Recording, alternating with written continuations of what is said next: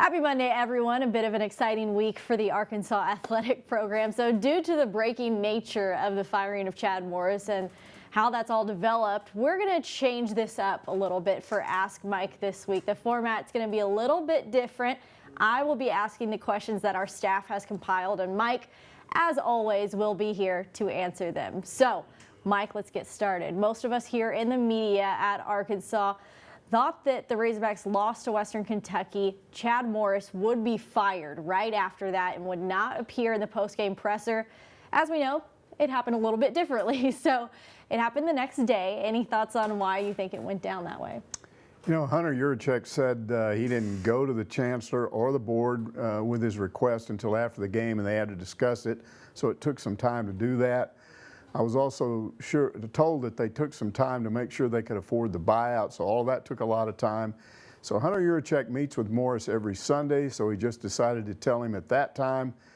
But basically, I don't think it happened sooner because I think Hunter Yurachek was hoping they'd win that game, and I think it might have caught him off a little bit off guard. Yeah, well, as a result, that postgame presser was a bit painful for everyone to watch. But would it have been better if we all didn't have to go through that? You know, I think so.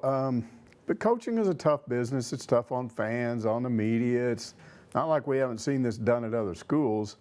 But yeah, personally, I would have rather not seen it. It wasn't fun listening to Morris try to justify to us and all the fans watching why he needed more time to turn things around. But it was what it was. Well, as you know, Yurachek had his press conference today. What were some of your biggest takeaways from what he said? You know, I like the way he answered the question about how he will convince candidates for the job that he's not going to fire them if they don't have quick success. And he basically said he's all for giving a new coach time to get competitive in the SEC, but when you're not competitive at all, even to the point of going backwards, then it's really not about needing more time. It's about the players not believing in the head coach, and that shouldn't happen at any point. I also liked his response to the notion that it's going to be hard to sell this football program to potential candidates. We got fans on social media asking who would want this job.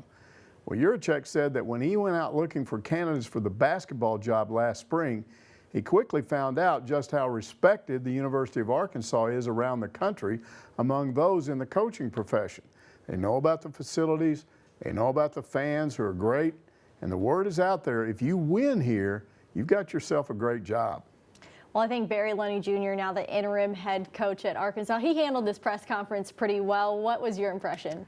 Yeah, I thought he was great. He gave straight and to-the-point answers to the questions, like when he was asked if Cheyenne O'Grady might be allowed to come back to the team. We're all wondering about that, and he just said no. That was it. I liked his response to the changes he might make.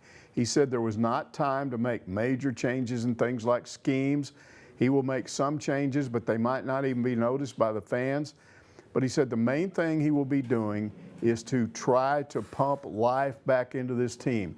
Figure out a way to play like Razorbacks. And that's something, he said, that has been lost. And I liked how he put the players at ease in the meeting last night by telling them and letting them know that he's actually walked in their shoes. In 1992, he was on a team with an interim head coach, Joe Kynes, and they beat number 6 Tennessee that year, so that's interesting with LSU coming up. And also, the freshmen on that 92 team went to the SEC championship game 4 years later, so that's all motivational stuff. He says he's also reached out to recruits, telling them to hang in there. Arkansas still wants them. There will be a new coach in place soon, so they just need to be patient. So I thought he handled all that very well. He also kept it pretty lighthearted, threw some humor into the situation, talked about the QBs all getting a chance to play so far this season. What did you take on that? Yeah, at one point, Tom Murphy, who's a sports writer, tried to ask a question, then a follow-up question, and Coach Lunney asked Kevin Traynor, who's the senior director of communications and was in charge of the press conference, he said, "Can he do that? Is that allowed?" And he was joking, of course. He also, when asked who the starting quarterback would be, he said, Arkansas has had a bunch of them this year. So he might not want to say who the starter is just so he could give LSU a Gomer Pyle moment like surprise, surprise, surprise. So, yeah, it was all funny, and I think he hit a home run with that first presser. Now, what about the search for the new coach? Not too much given away at this press conference. Anything on that? Well, I think it's interesting that Yurachek said he will consider current head coaches, previous head coaches, and current assistants. That covers a lot of people. And that is interesting because on Twitter last night, there was a huge reaction to former Razorback Travis Swanson's suggestion that Sam Pittman would make a great head coach at Arkansas. Now, Pittman was the very popular former offensive line coach here under Brett Bielema. And there were a few people who responded like, no way, we've got to have a proven head coach. But there were a wave of tweets from those who compared Pittman to Kirby Smart at Georgia, who's doing really well, who's on Alabama's staff, also Jimmy Johnson and Phil Fulmer, who coached linemen and then went on to become head coaches and won national championships. Look, it's probably not going to be somebody like Sam Pittman, but it is interesting to read this kind of stuff from the fans. Always love to get Mike's take on all of this, but when we do this next Monday, maybe we'll know a little bit more about the search for a new head coach at Arkansas. That's going to do it for now, though. Mike will be back here next week to answer some of your questions, as always, right here on Ask Mike.